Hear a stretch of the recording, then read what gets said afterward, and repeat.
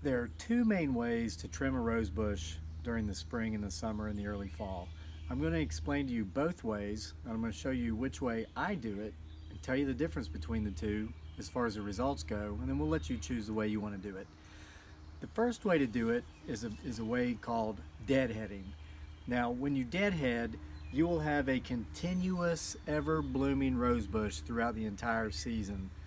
This is not the way I do it. As you can see, all of my roses have bloomed already, and now the petals have fallen off, and it's time for a pretty hard pruning. I like to have all my roses bloom at once. As you can see, we have a lamp post up here above this rose bush.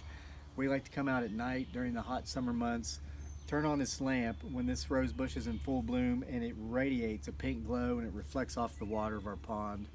Honey, can they see our pond over there? Okay, so come forward here, honey. Let's give them a really good view. I'm going to talk to you first about deadheading.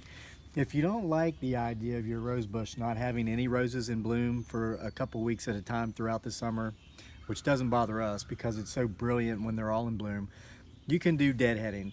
Now, what deadheading is when, let's say, you have half of this batch of roses are fully in bloom, they're starting to die off, but then there's some new buds coming out that haven't bloomed yet.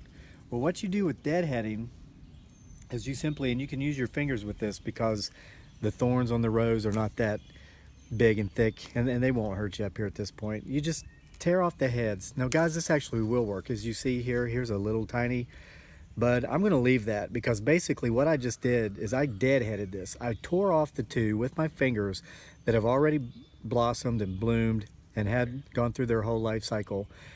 That will allow the plant to no longer be wasting its energy going into what was, and the energy will now be sent into what will be. So this will bloom quicker and more radiantly, okay? Because I took these off. Now, that's deadheading. That's one way to do it. What I like to do is I like to let all my roses bloom at once, and then when they die, I'll give them a hard pruning.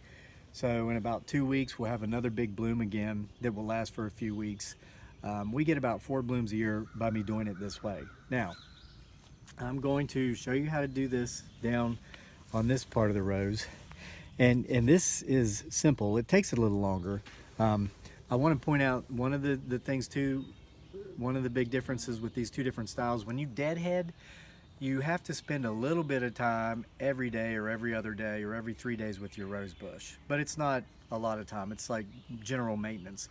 But when you do it the way I do with a hard pruning, you can pretty much ignore it for 6 weeks at a time. But then you have to come out and maybe it'll take you 30 minutes or 45 minutes to prune and then clean up, depending on the size of your bush.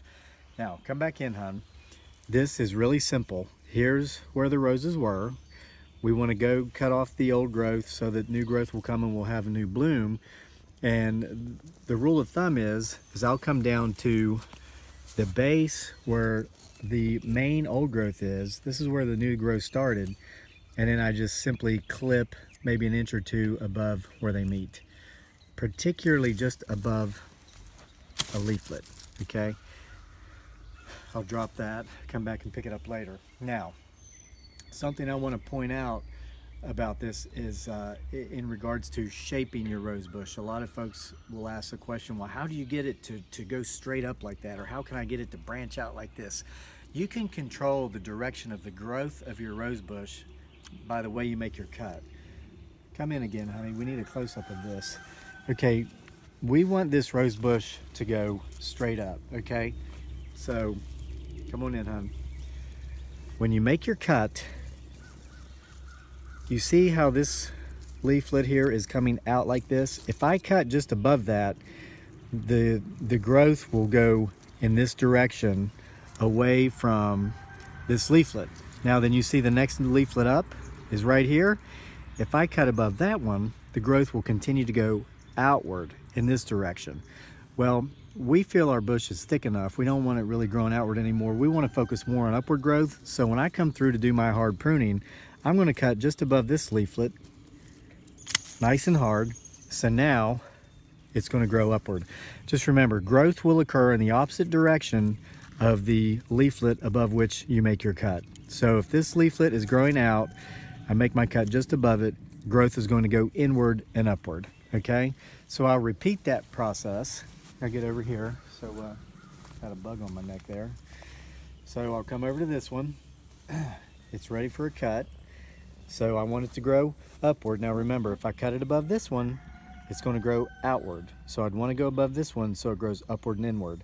And actually, I'm going to come further in before I make my cut, because if I can get it to the thickness of my pinky, or approximately the thickness of a pencil to make my cut, that's best, because you'll get more robust growth. So again, if I cut here, it would grow out. I don't want that. So I'm going to come all the way back here and cut so it grows upwards and inwards, which is what I want. So basically at this point, I'll go around the bush, I'll repeat the process, I'll drop those, and then I'll go around and do my cleanup later. And it'll be a couple more weeks, maybe 3 weeks, but we're gonna get another beautiful, robust bloom. And when that happens, we're gonna make a video of that and tie this video to the end of that one, along with the video we made in the winter to show you how to do a hard pruning in the winter months to make sure you get a beautiful bloom in the summer. So by that time, we will have done all the videos throughout the course of an entire year, so you'll get an idea of how to care for your rose bush year-round to get beautiful blooms all summer. So make sure you check back with us here on Homesteading Off the Grid for those videos in their entirety. And thank you for watching this one. If you learned something, please subscribe to our channel, and we'll see you next time.